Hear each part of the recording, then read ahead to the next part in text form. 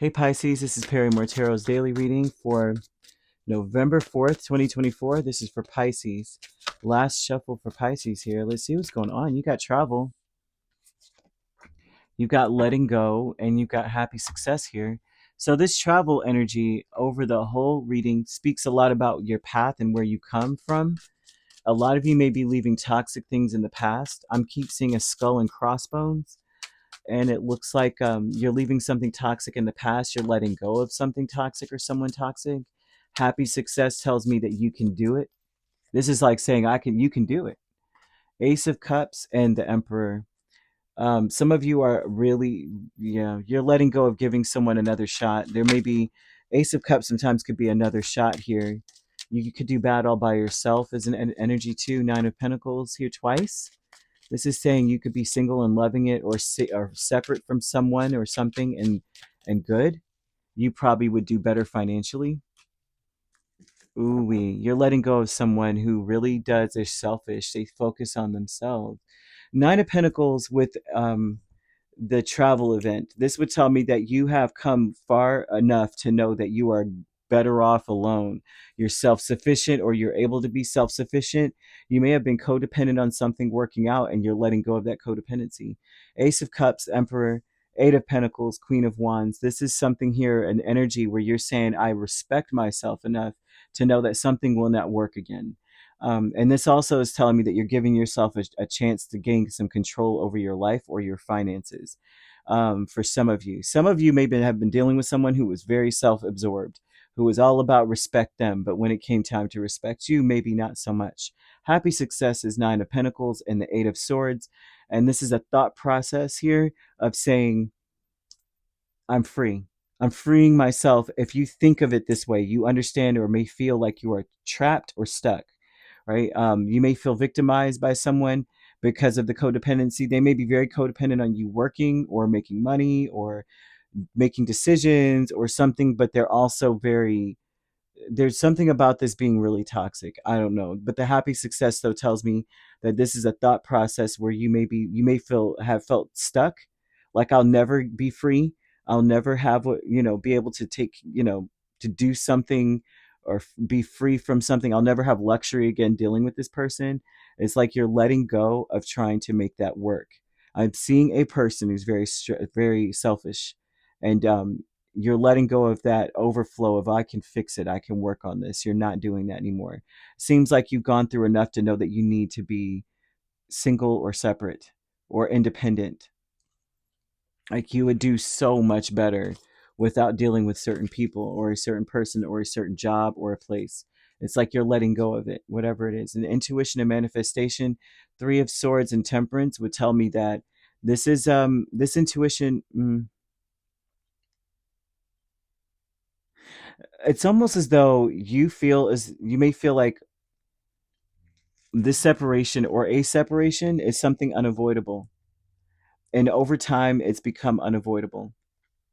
That's something spirit wants you to understand. Your intuition tells you this. Your intuition is very strong, very strong. It's been overflowing with a lot of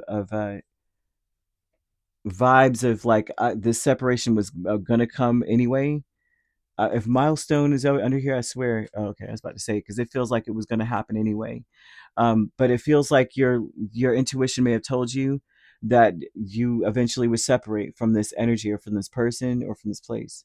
Would have eventually quit, or separated from someone or divorced someone. Um, with this Three of Swords is usually separation, divorce, loss, those kind of things. Sadness, disappointment, sorrow, despair, all of this stuff. And intuition may have told you, or this could have been a premonition, that over time with Temperance, that you would have been disappointed with how things settled, how things balanced out. And you may, especially as you were trying to work on a new beginning, maybe having unconditional love for a person who was quite selfish. And they're showing this person really selfish, like, you need to work for me, you need to do things for me, but I don't see anything reciprocated at all. It could have been in so many ways where it was like maybe they stroked an ego, but I'm not seeing, well, let me do for you as well. Because if you're letting go of a Queen of Wands with the Emperor energy and the Eight of Pentacles, this is someone was that would make someone another person jump through hoops. You know, deception is Two of Swords and the Eight of Wands. The deception in this is that perhaps you have felt um, at peace at times with how things are moving along. They're saying you may even be letting go of a household, but you may have, the deception was that over time you would have had peace if you had just waited and been more patient. Patience would not have done anything. All patience would have done was continue to make you like it seemed like this person would make you busy on purpose so that you would avoid the issue.